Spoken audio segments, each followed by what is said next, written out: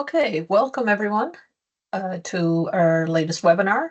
It's entitled Radiation Protection, Past, Present, and Future, a conversation with the former scientific secretary of the ICRP, that's the International Commission on Radiological Protection. Today, our guest is Jack Valentin, a consultant with radiological protection at the Karolinska Institute. He's the former scientific secretary of the ICRP.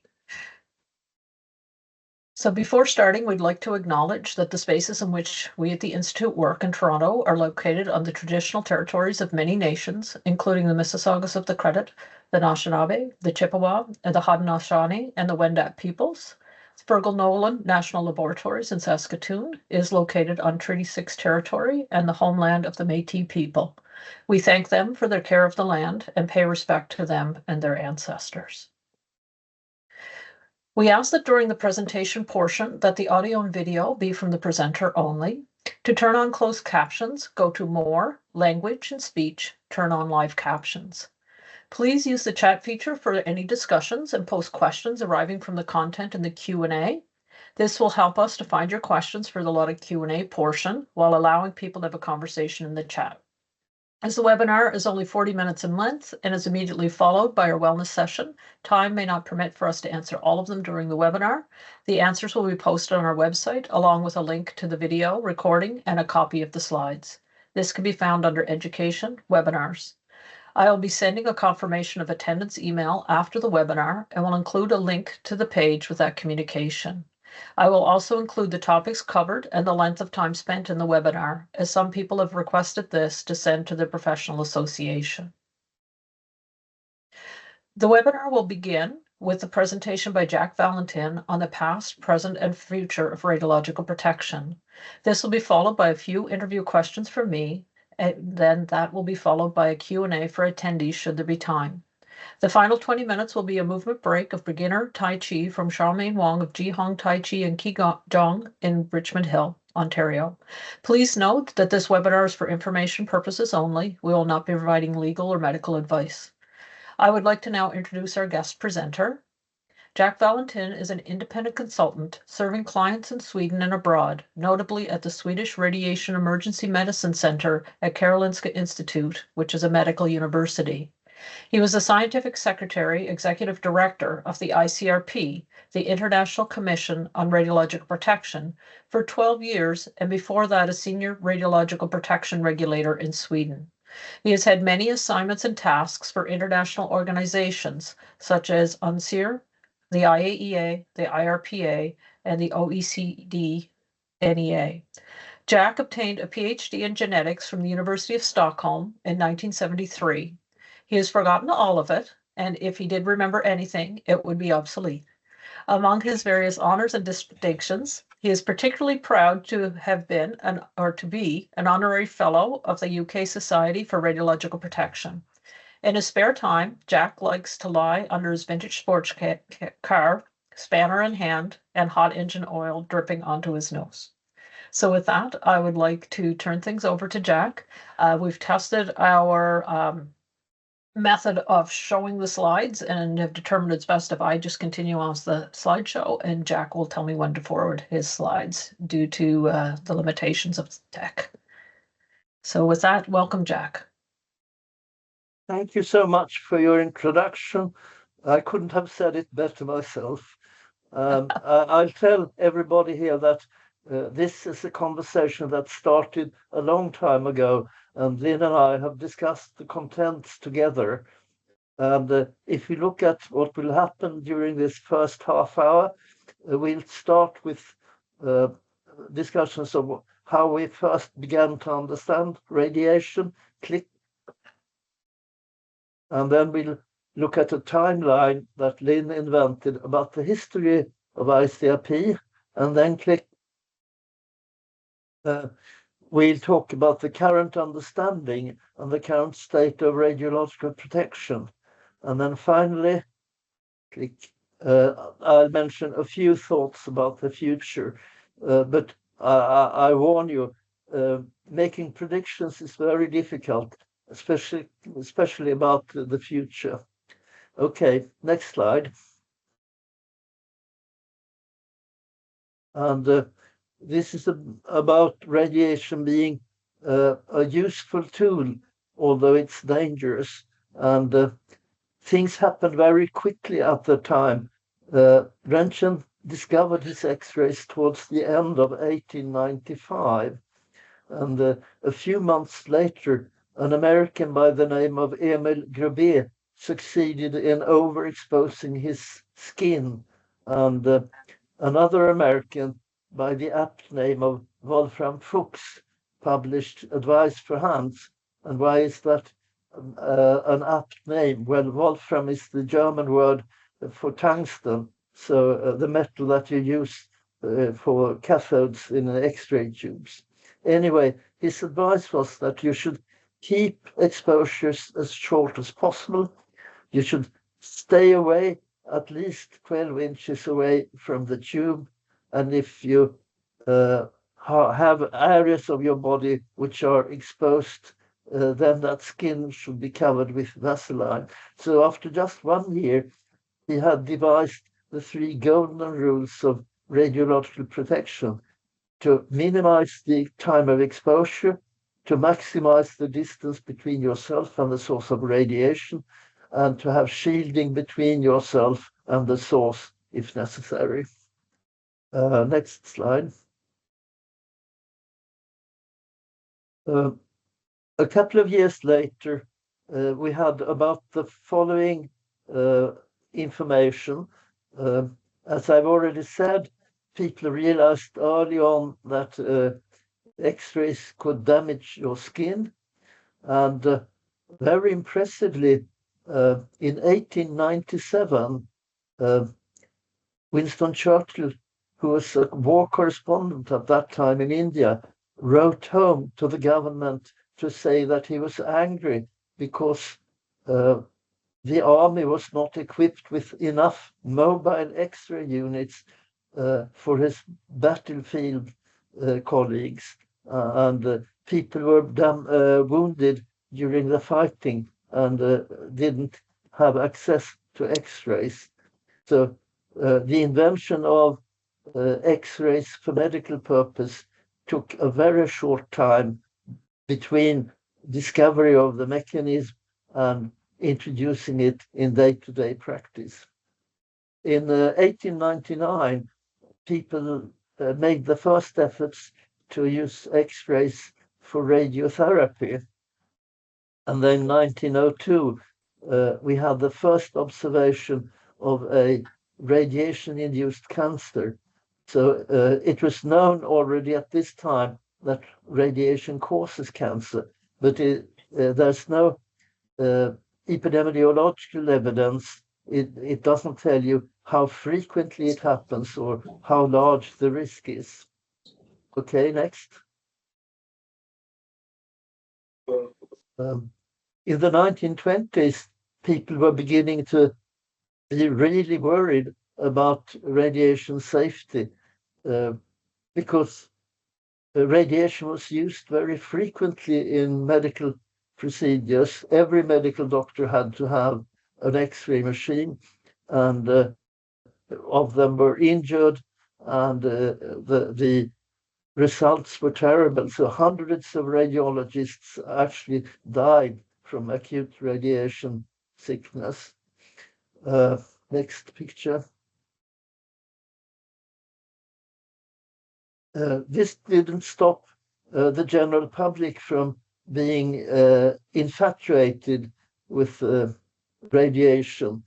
So here's an advertisement for radioactive underwear to keep you warm when you're going skiing. And click. These are suppositories that you are supposed to put up your back to increase your sexual capacity, although somewhat strangely, since radiation causes sterility. Click. This is compresses that you use to reduce pain in various areas of the body. Click. Here's another silly product hair tonic with radiation. And of course, since radiation causes epilation, it was very counterproductive. Click. Mhm. Here's a nice contraption where you have radium inside the machine, and then you pour water onto it, and it works a bit like modern day carbonation devices. So instead of getting carbonated water, you got radonated water, which of course was radioactive. And these things had very strong sources in them. And when I was a young student traveling around Europe, carbonated water would still be sold at restaurants with labels stating guaranteed to be very radioactive. Anyway, click. If your throat is hurting, you might want radioactive lozenges. And click. I'm not quite sure what the purpose is of the radioactive chocolate, but they had that. And click. The last picture shows a pedoscope where you put your foot into the slot there with your new shoe, and the shoe salesman will look with an X-ray machine at your foot to see if the shoe fits. I think it's possible to find out if the shoe fits even without an X-ray machine. Right, next slide.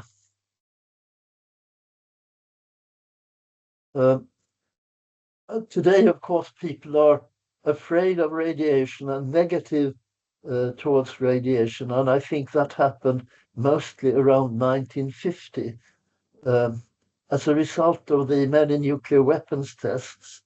I don't think it happened already at the bombings in 1945 of Hiroshima and Nagasaki, because at that time people believed that the atomic bombs helped to stop the war, something that today's historians are not so sure about.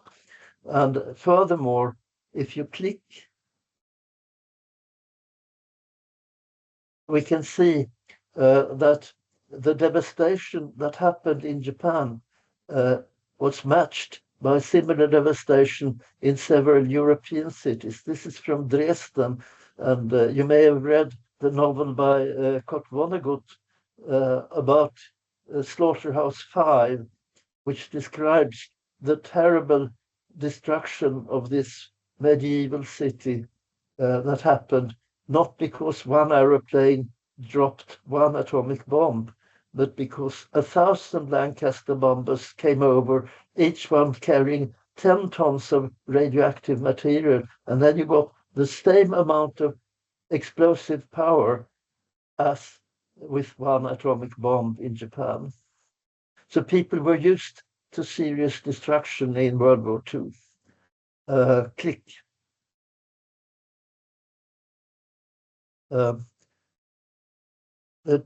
Many nuclear weapons tests caused fallout all over the globe, which made people very unhappy. And in 1954, a hydrogen bomb test, a fusion bomb test, caused several negative results in Bikini.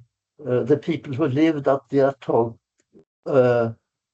had their land contaminated, and they had to move around, and they had to be given food which came from other places.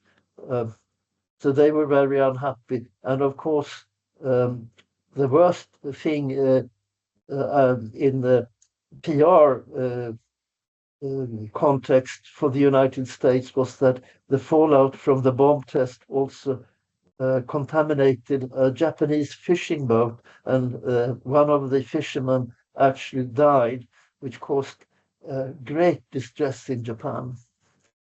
Next. A final observation was that in 1955, the frequency of leukemia increased among the survivors of the bombings in Hiroshima and Nagasaki, and that made people even more worried about radiation. We're now going to talk a bit about the history of ICRP. Next slide, please.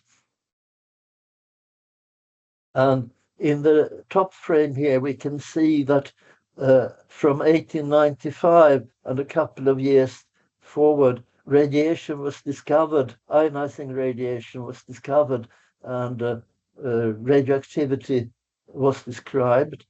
And in a more general sense, there was political unrest which led to the Great War between 1914 and 1918. Click.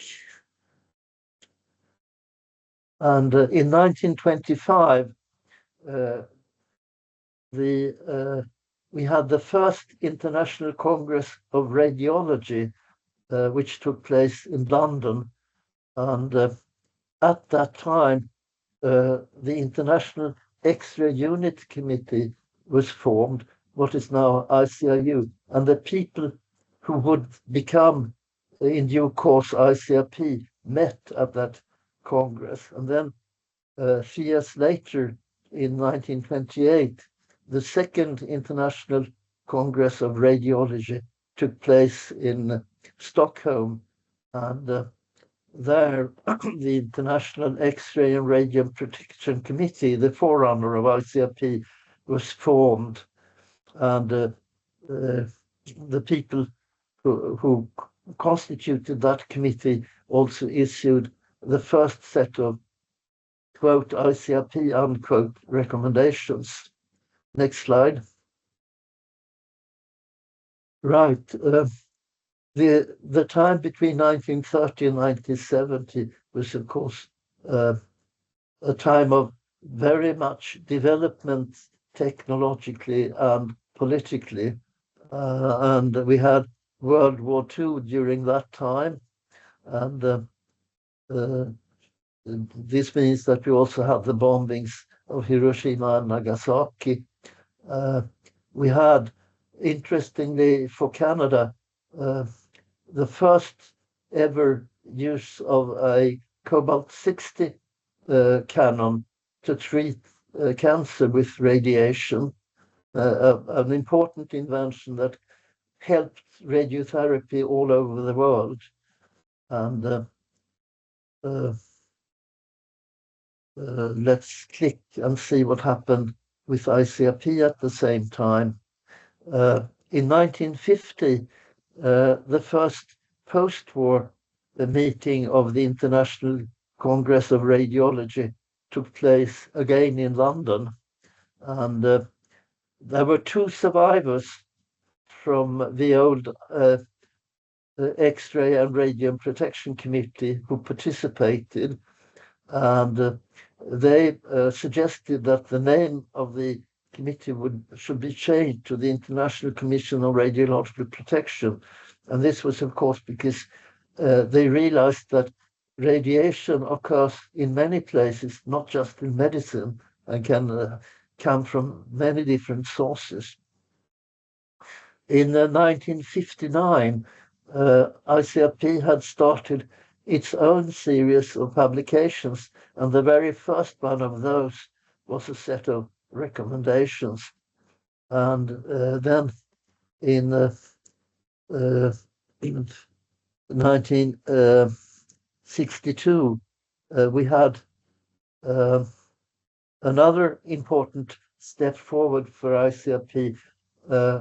The stability of the organization was increased because it hired, or rather, there was a first full-time employee, a scientific secretary, David Sobey. And David was born in England, spent his childhood in Ireland and became a medical doctor. And then he moved to Canada and became a civil servant. And as a civil servant in Canada, he was engaged in ICRP.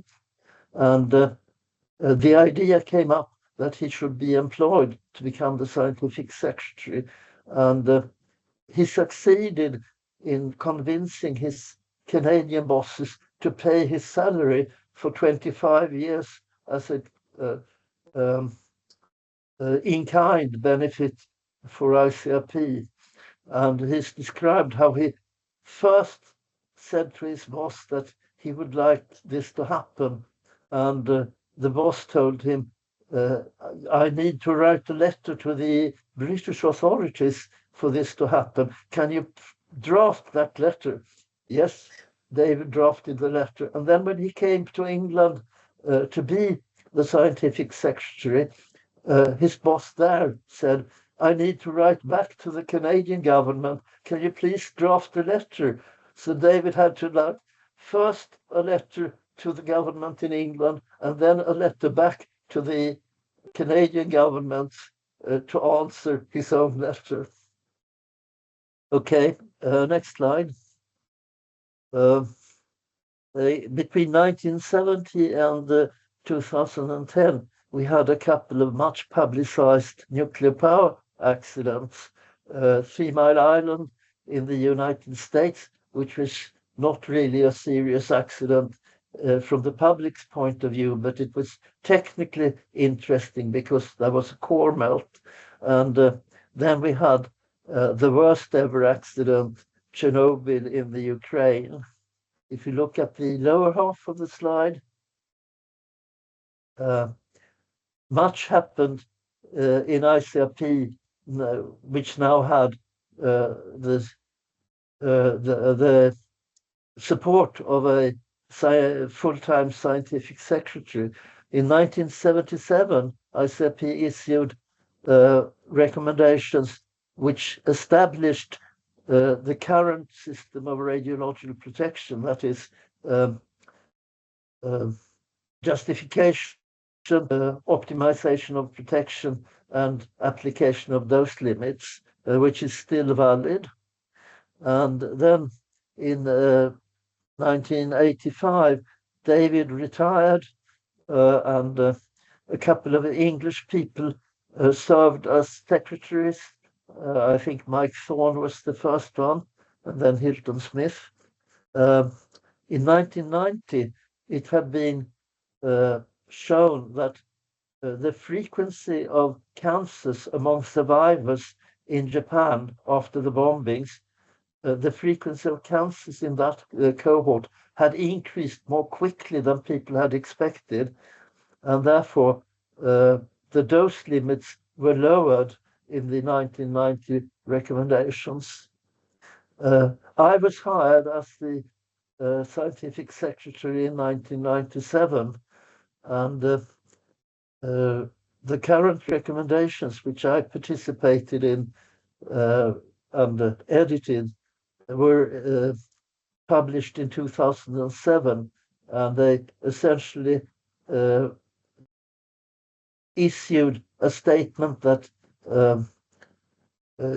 to identify problems, you should look primarily at the exposure situation rather than trying to distinguish between practices and intervention. And I retired from ICRP and became an old age pensioner in 2009. I am now a very old age pensioner, and I was replaced by a Canadian again, Chris Clement, who is currently the scientific secretary and very good such secretary. Next slide, please. In the last few years, we have had yet another nuclear power accident in Fukushima, and in the lower half of the slide, you can see that ICRP issued in 2012 a statement on tissue reactions, which led to a change of the dose limit for the lens of the eye, and also contained a warning about cardiovascular diseases. Next slide. But then, as you understand, I'm now a has-been. I have been radiation scientific secretary of ICRP.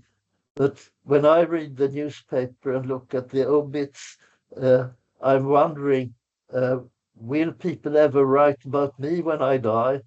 And if you click, we can see that I sometimes think I did a few useful things in my life, and click. Unfortunately, because I'm so absurdly old, I'm afraid that there's no one left who still remembers what I did, if anything. So I think, oh shit, I should have died at least 20 years ago. Anyway, next slide.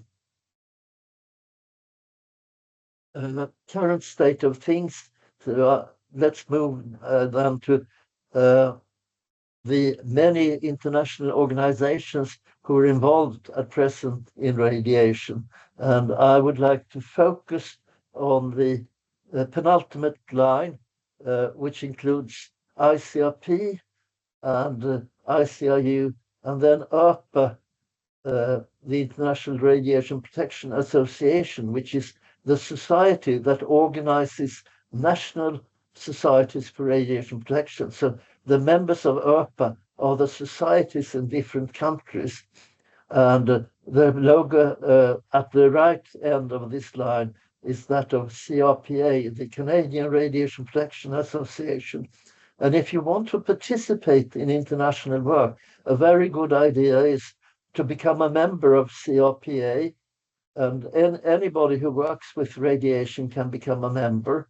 And then you have a foothold from which to do whatever you wish to participate. And if you go to the ICRP website, you can volunteer for participation in ICRP.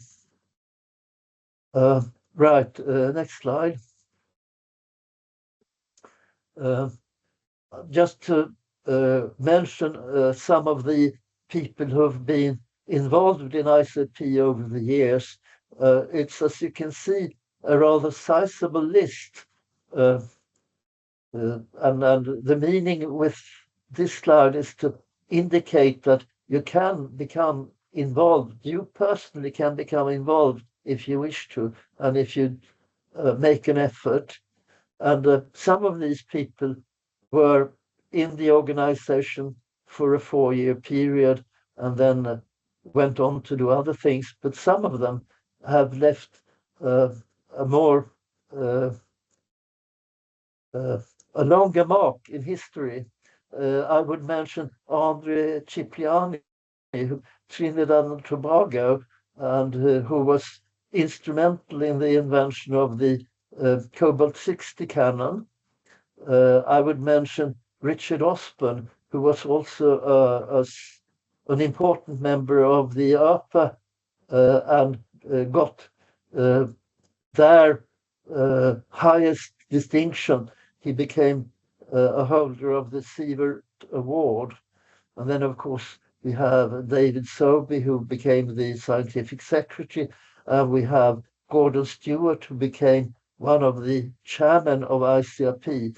So you have people who have been peripherally involved, and you have people who became centrally involved in ICRP. Next slide. This is just to give you a reminder that for an average person, the major part of their radiation dose comes from natural sources, including radon. And if you're looking at artificial sources of radiation, then the major source is medical. Right, next slide. ICRP has much advice on how to do those calculations. It provides radiation weighting factors because different kinds of radiation cause different kinds and amounts of damage. ICRP provides tissue weighting factors because different organs in the body have different sensitivities to radiation. And then ICRP points out that intakes of radioactive material require much more complex assessments than external exposure.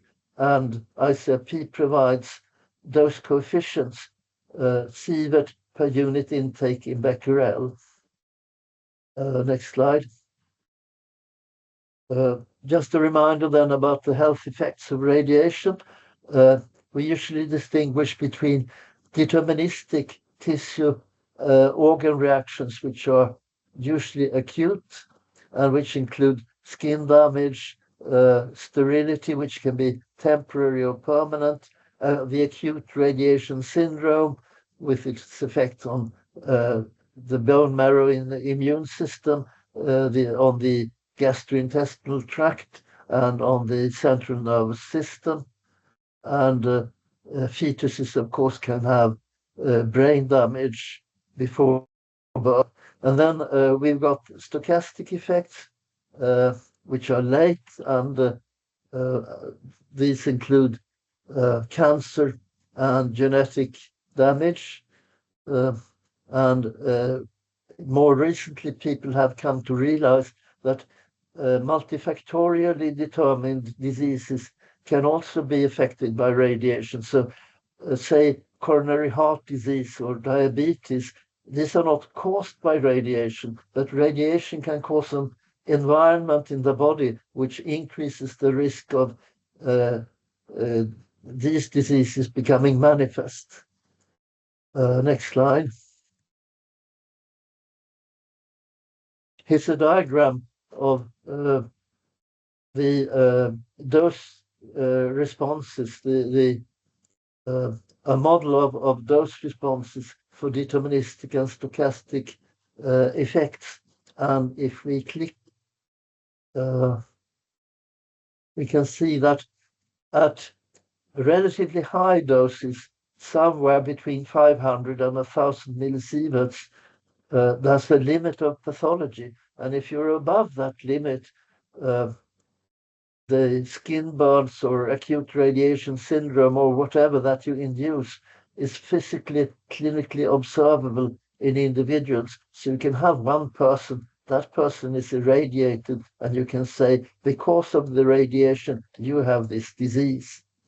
And then if we go a bit lower with a click, we can come to the lower level of statistical power of epidemiology.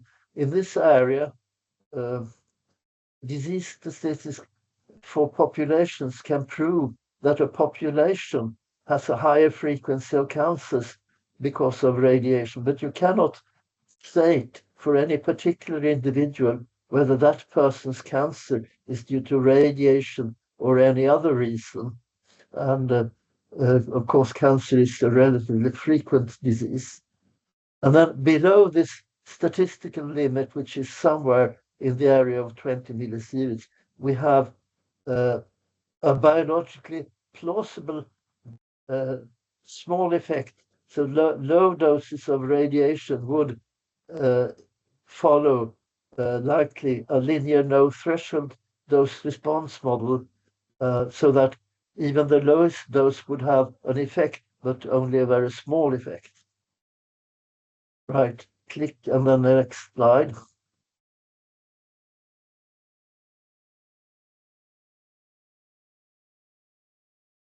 So one wonders then, if we talk about the risk of cancer or other stochastic effects, how large is that risk? And in the 2007 recommendations, we came up with, for the whole population, including children and old people, 5.7% deaths or disease, which is equal to death per 1,000 millisieverts. And if we click, we can see that for a worker population, which of course doesn't include children, the risk is a bit lower, at 4.2%. And if we click again, we can see that in 1990, the numbers were slightly higher, but ICRP points out that this is just statistical variation. It doesn't mean that radiation has become less dangerous over the last 20 years. It just means that you can't get the same numbers from population statistics every time. Next slide. This reminds me to say that I cannot count from 1 to 2. When I count as a biologist, I count 1, 10, 100, 1000, and so on. And this is in line with one of the earlier chairman of ICRP said, Bill Pochin. He pointed out that if a number is correct in radiological protection, then twice that number cannot be wrong. Right, next slide.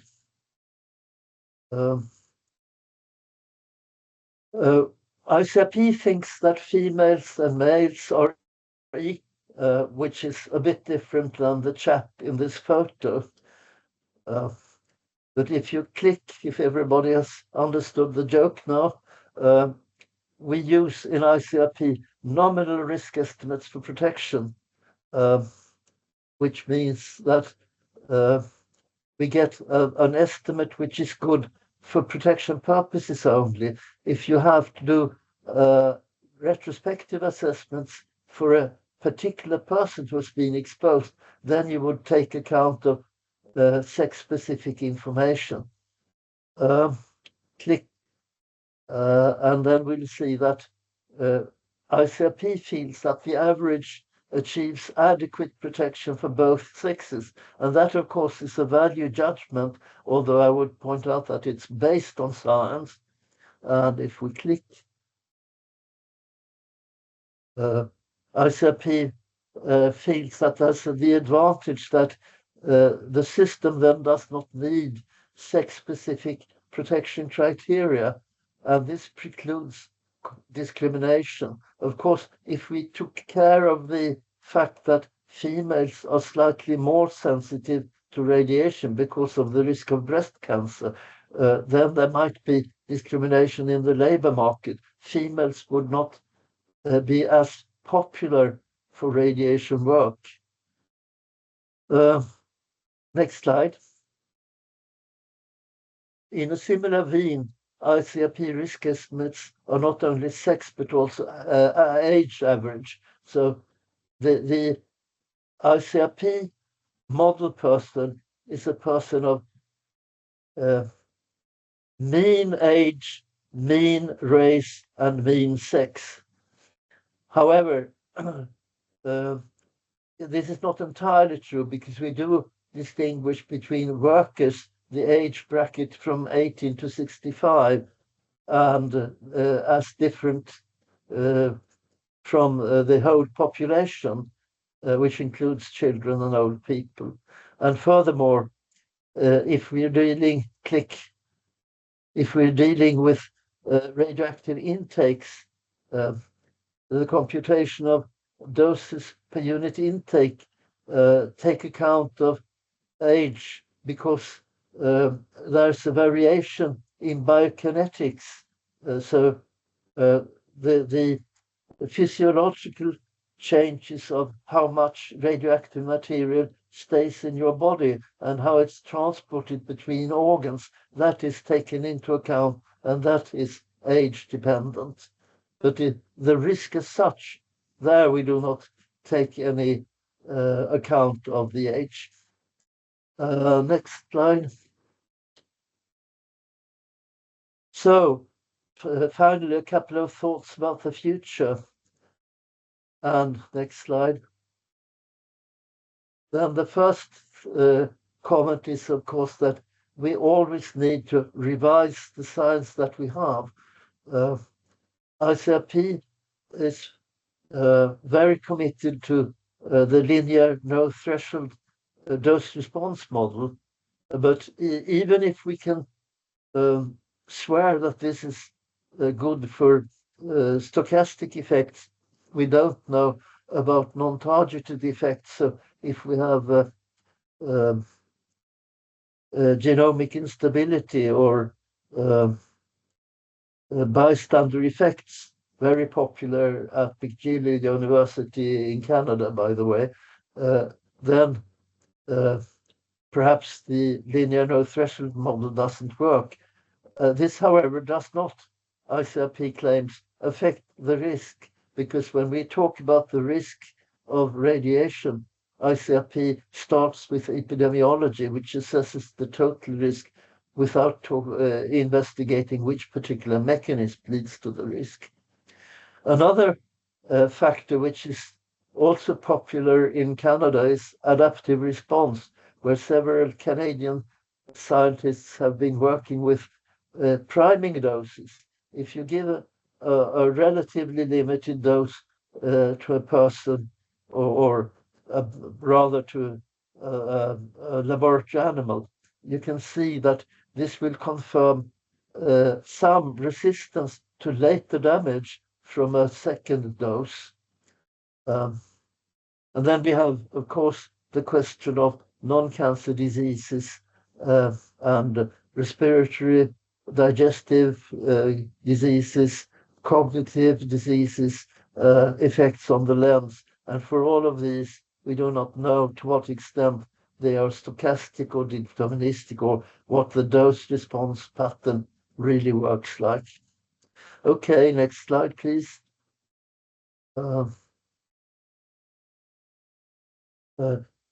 As I said, we've had about 5 important accidents in nuclear installations, and surely we'll have more accidents in nuclear installations. And of course, there are accidents in medical institutions and in the industrial uses of radiation. These will not affect the same number of people, but they will have, and then we might need medical countermeasures.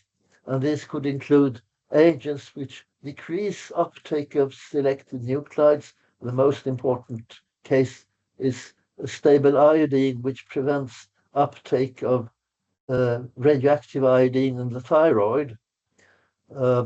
Another type of medical countermeasure is agents which increase the excretion of selected nuclides. So if you've swallowed, for instance, cesium, you can eat Prussian blue, which is sold pharmaceutically under the name radiogodase, and then you pee out your cesium more quickly.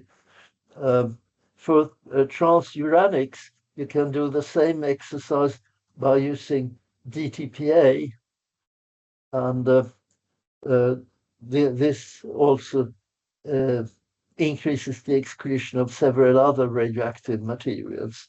And then, of course, there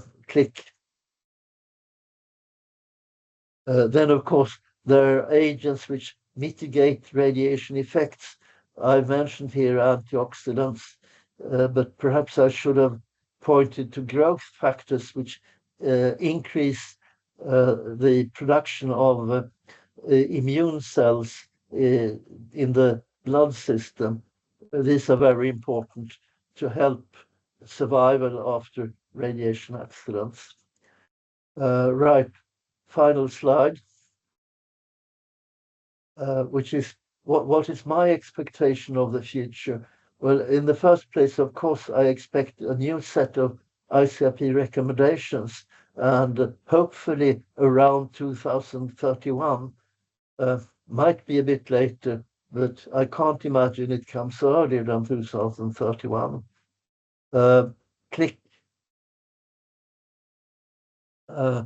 I think that the next set of recommendations will have to take more attention to the risk for females, which is slightly higher than that for males.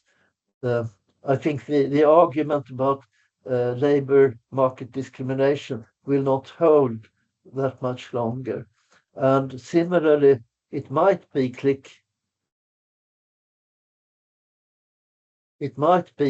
that one should also increase the attention to age differentiation. However, this click runs in the face of the necessity to simplify the system, which is already too complicated. And I think finally we need to reduce the level of worry about very low doses. I'm not saying that they can be completely disregarded. That would be unethical. But as it is now, it happens that we try to reduce exposures to very low doses at the cost of increasing other, perhaps more dangerous risks. So a bit more sense with low doses might be in the future. Okay, thank you for letting me talk to you.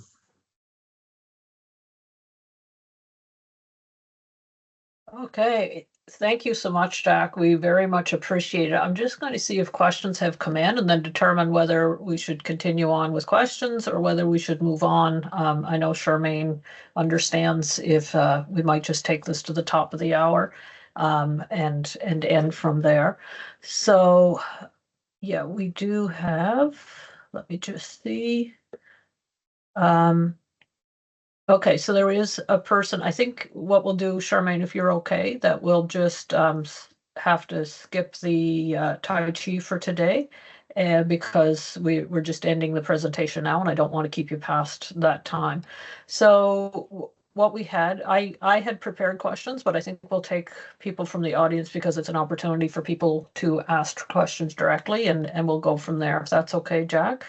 It said you just mentioned the introduction of exposure situations in 2007, Jack, which was a great idea. Since then, quite a few people advocate an almost biblical interpretation of their definition and related statements, which I fear run ICRP into problems. Would you comment on this? Do you need any clarification on the question, or do you understand what they're asking? Well, first of all, my sincere apologies to Charmaine. And let's see, can you restate the question? Because my captions disappear. Okay.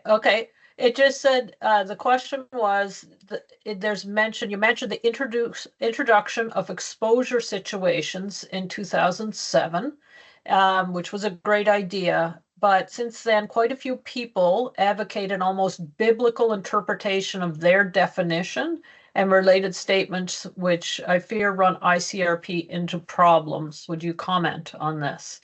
So if you want to explain like the exposure situations, what they are for the broader audience, and then just make a comment on, are people supposed to be rigid? How are they supposed to be interpreting some of these things?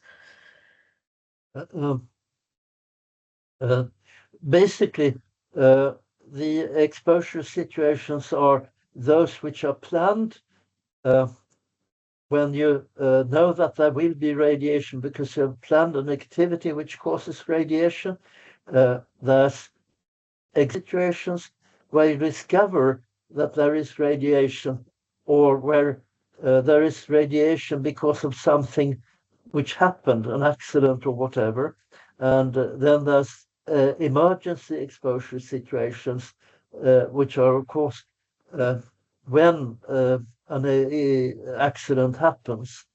And I think the question is quite relevant. Unfortunately, ICRP hasn't been helpful enough in stating exactly what constitutes an emergency. And the problems come up when we have an emergency, and the question is the emergency over or does it still continue? And have we come from an emergency to an existing exposure situation or not?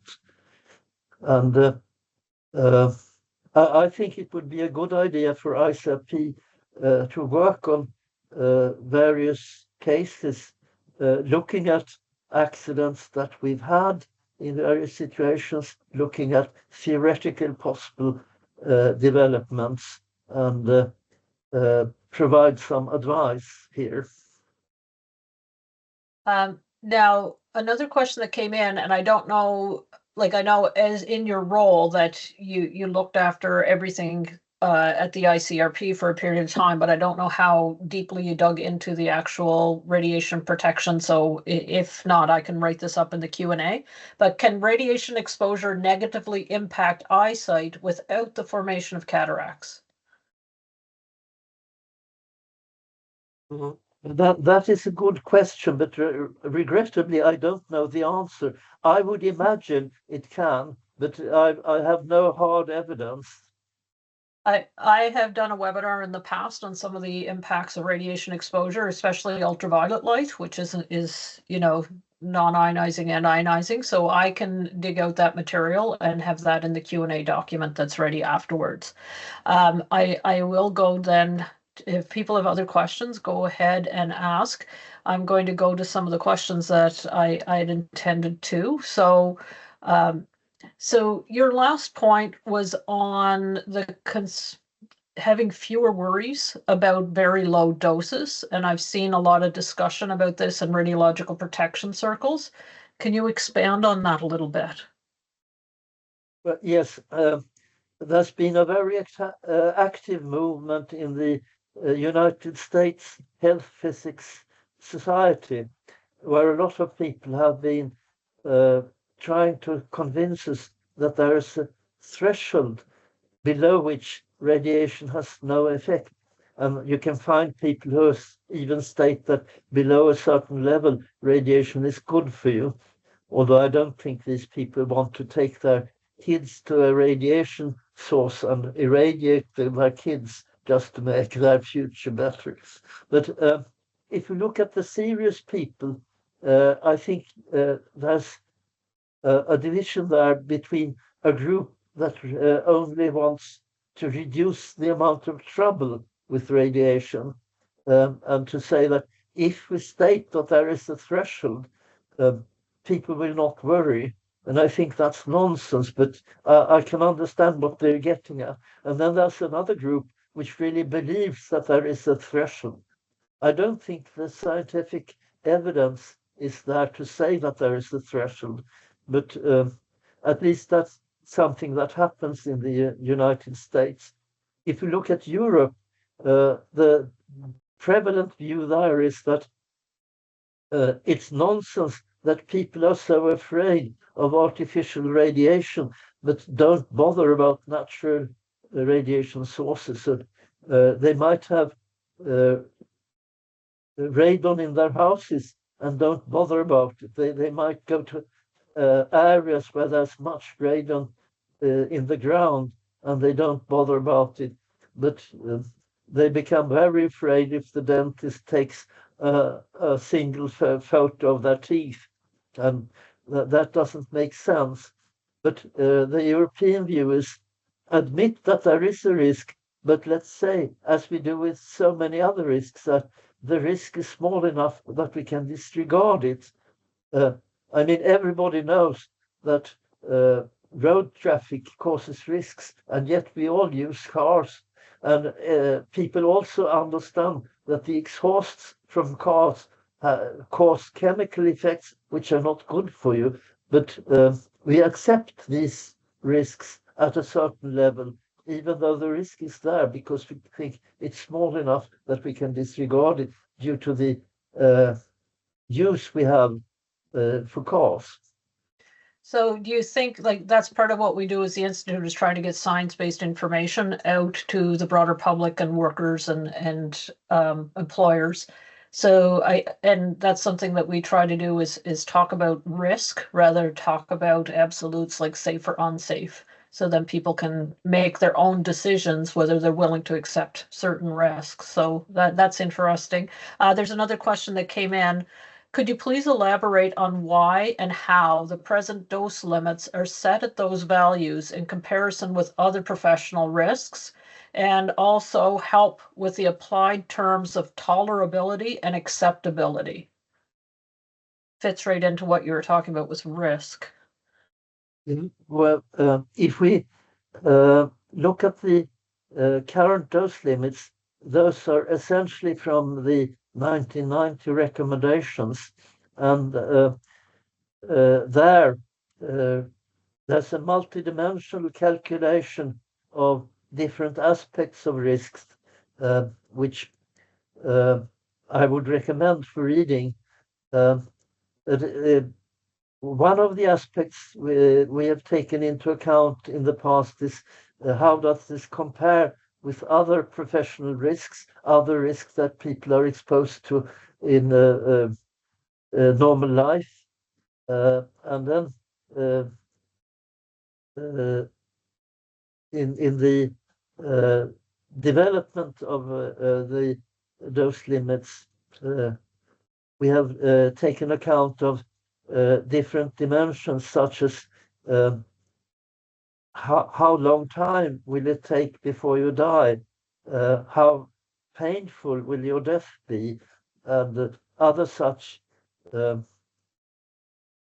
concepts which are difficult to assess mathematically, but one can try at least to do that. Okay, I've thrown in the chat room a link to publication 103. So if you want more detail in how the dose limits were determined, that if you go there, it's free to download for the public. The ICRP generously, I think most materials that are over around 2 years old, that they're available to the public for free. That's the main one where you'll find the thinking that goes on behind. It is a bit technical, but if you want the full details, that's where you would read. I'm just wondering, going back to when we look at trying to balance the, trying to alleviate some of the concern around very, very low doses, but I don't know if you're familiar, but the Institute was formed due to the radiological incident or accidents around underground uranium miners in Ontario, and they were exposed to excessive amounts of radon progeny. And because of that, it changed occupational health and safety in Canada. So it's trying to find that balance between, not having people overly fearful of very small doses around background levels, but not having things go back to the way it was, where people were being, where it was epidemiologically observable that they were getting cancer. So how do you think that the balance between relaxing some of the fear and having things slide, a slippery slope to where it was before, where people were actually getting harmed? Do you have any thought of how that's going to be done in the future? How will that balancing act be performed?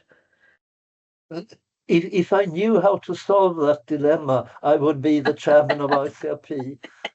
However, I think it's important to understand that one of the serious complications is the difference between individual risk and population risk.